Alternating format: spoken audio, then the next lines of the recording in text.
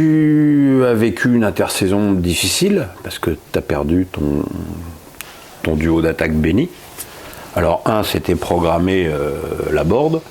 L'autre, c'était pas programmé, c'est Delors. Ils sont partis les deux pour la même somme. Un peu plus Laborde. Un peu plus Laborde.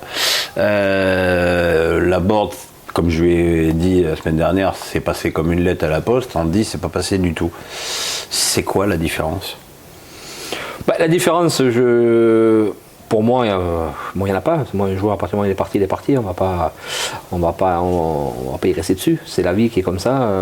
Il n'y a que certaines personnes qui croient que le joueur qui embrasse le maillot le samedi d'après, ici dans un club, il embrasse le logo du maillot. Donc quand tu n'as pas compris ça, c'est compliqué de comprendre les codes du football. Donc moi, je sais qu'il y a des gens qui sont attachés à des clubs, il y en a qui le sont moins. Il y a des gens qui sont attachés au moment où ils y sont. Il y a ce qui était le cas d'Andy, je sais qu'il était très attaché au club quand il y était. Après, il a eu une envie de partir ailleurs. Après Gaëtan, c'était prévu parce que ça faisait déjà un an et demi qu'on avait eu un accord avec son agent et avec lui-même de dire s'il y a une belle opportunité pour toi, tu peux aller voir ailleurs. Même si lui il était très bien et très heureux à Montpellier. Il aurait pu rester d'ailleurs. On n'était pas dans les moments, même à Irène, il était prêt à rester, donc il serait resté, ça n'aurait pas été un souci. On va dire qu'Andy, c'est plus sa façon, quoi. La façon, moi c'est ce que j'avais discuté avec son agent 10 jours avant qu'il y ait ce fameux dénouement, c'était dire, moi, qu'il ait l'envie de partir, qu'il ait le souhait de partir, qu'il veuille vivre autre chose, pourquoi pas. Mais à un moment donné, ça se prépare, ça se travaille, ça se met en place. Tu peux pas dire, le lundi matin, j'aime mon club, je suis le capitaine, je veux rendre Montpellier européen, et le mardi matin, prendre une photo avec notre maillot et signer notre club, quoi. Moi c'était pour son image à lui, quoi. Après, personnellement, après c'est son problème à lui, mais c'est vrai que je trouve que dans la vie on peut sortir grandir des choses, on peut en discutant, en préparant des choses. Je pense qu'il aurait dû faire encore une saison, il aurait dû faire la saison et puis petit à petit dans les discussions qu'il peut avoir avec vous, aux journalistes ou dans les médias, dire bon, peut-être que j'ai envie d'autre chose, peut-être que. Et les choses, je pense, se seraient passées beaucoup plus simplement pour lui avec nos supporters s'il avait fait cette étape-là. Après, Andy est quelqu'un d'excessif, que ce soit dans tout, donc il a eu je pense que voilà, il a eu l'envie d'eux. Après, on a certainement dû lui expliquer que c'était beaucoup mieux Nice que Montpellier. Ce qui est certainement sur le papier, ce qui est certainement vrai, que ce soit au niveau budget, que ce soit au niveau équipe, et peut-être équipe potentielle qui a un potentiel d'avenir plus intéressant que le nôtre. Mais voilà, mais faut pas revenir sur le passé, mais c'est vrai que moi ça m'a blessé un peu. Mais après bon, je m'y attendais un peu parce que quand avant la reprise, une semaine avant la reprise, son agent historique t'appelle en disant il a changé d'agent alors qu'il a 4 ans de contrat avec Montpellier, qui gagne très très bien sa vie parce que son contrat a été revalorisé. Bon, tu sais que. Oui. Ça sent pas bon. Voilà, on va pas dire qu'il y a une couille dans le pâté, mais bon, tu sais qu'à un moment donné, il y a un matin, il va taper à la porte en disant je veux partir, sinon il n'y aura absolument aucun intérêt quand tu as 4 ans de contrat et que tu gagnes, je ne vais pas dire ce qu'il gagne, mais qui a le plus gros salaire de Montpellier qu'il y a eu depuis tout le temps. Tu te dis, bon, il y a quelque chose. Donc tu attends le jour. Et c'est vrai que plus ça avance, tu dis, il n'y a rien. Et puis d'un coup, ça, quelqu'un dit voir la Vierge, et puis d'un coup, ça se déclenche, et puis tout se ramdame à une semaine, quoi. Mais c'est dommage. Ouais. Donc avec les deux joueurs, Montpellier a encaissé un peu plus de 20 millions. C'était nécessaire pour la santé plus que la survie du club. Les deux. Je pense que chaque club français, à part peut-être les gros, mais encore ils souffrent peut-être beaucoup plus en termes d'écart financier. Mais c'est vrai que on avait entre le Covid, on sait qu'on a 2-3 ans de compliqués. Donc entre le Covid plus Mediapro, on se retrouve avec un déficit entre 10 et 20 millions d'euros chaque saison. Donc il faut, on est bien obligé de vendre pour équilibrer un budget. Moi j'ai un club à garantir, j'ai des joueurs sous contrat, j'ai des salariés, donc voilà, donc c'est l'obligation de deux. Alors après c'est peut-être pas ces joueurs-là, c'est peut-être d'autres joueurs, mais bon, c'est l'obligation de vendre parce que à cause de Mediapro, on a comme beaucoup de clubs, on a signé des contrats 3, 4 ans, 5 ans avec certains salaires en estimant que, et là on les a plus, donc il faut vendre pour équilibrer le budget. Ouais. L'argent de Mediapro, vous l'avez jamais retrouvé? Non.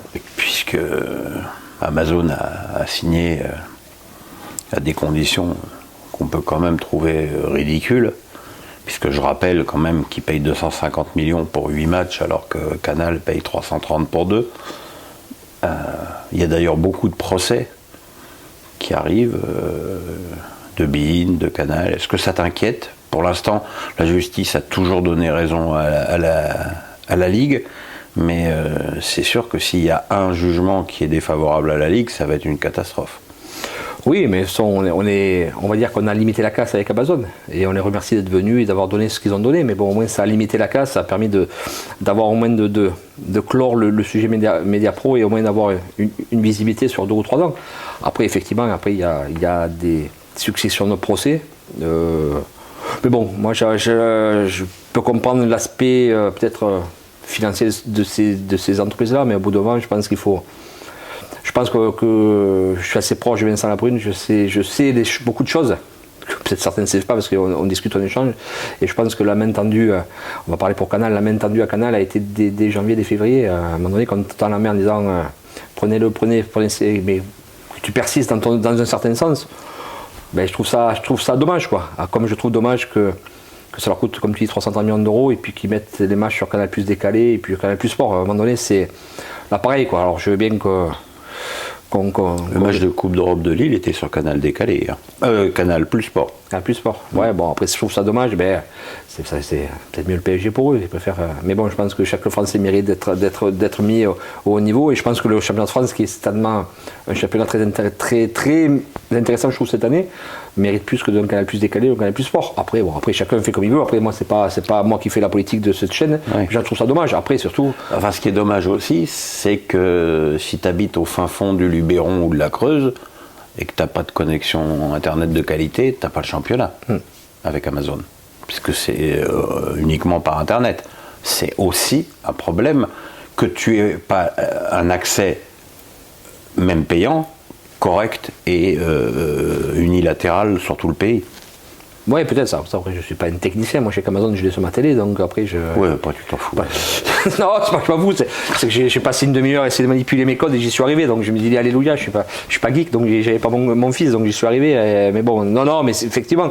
Après, de toute façon, toujours pareil. Rien, on pourra toujours dire, d'un côté, c'est positif, d'un côté, c'est négatif. Après, à un moment donné, il fallait avancer, il fallait essayer de trouver des solutions. Je pense que les gens n'ont pas vu arriver Amazon. Amazon est là.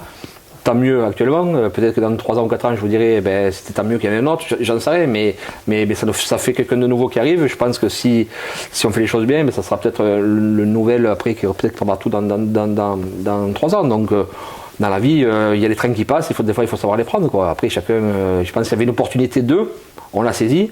Peut-être pas des montants extraordinaires. Après, il y a des procès. Ben, après, je sais que la Ligue a des bons avocats et j'espère qu'ils arriveront à défendre le bout de gras jusqu'au bout. Maintenant, plus ça va arriver, plus on va arriver au bout. Je pense que dans 1 an et demi, on va relancer le nouvel appel d'offres. Donc voilà, mais je trouve qu'à un moment donné, il faut peut-être se mettre autour d'une table et puis un peu enterrer l'âge de guerre et voir l'intérêt. Alors chacun voit son intérêt, mais voir l'intérêt des clubs, quoi. Parce que nous, en fait, la finalité, c'est que tout le monde s'en fout, c'est les clubs qui sont directement touchés. Je parle d'un club comme moi, on est tributaire de certaines choses, et c'est vrai que tu subis, tu attends, et tu es inquiet parce qu'à un moment donné, il faut faire bouffer les gens, quoi. Alors c'est peut-être mon cœur d'ancien de Canal qui parle, mais enfin, la Ligue a quand même traité Canal comme des gougnafiers à l'époque de Média Pro. C'était quand même une vraie trahison. Puisque je rappelle que la proposition de Canal et de beIN à l'époque était de 800 millions et que Kyo et sa clique ont vu 1,1 milliard et ont foncé tête baissée pour que dès le 2e paiement il n'y ait plus de sous. Je peux comprendre la rancœur de Vincent Bolloré, de Maxime Saada. Oui, mais moi aussi je peux la comprendre. Mais la rancœur tu l'as envers Didier Quillot, la rancœur tu l'as aux anciens membres de la Ligue.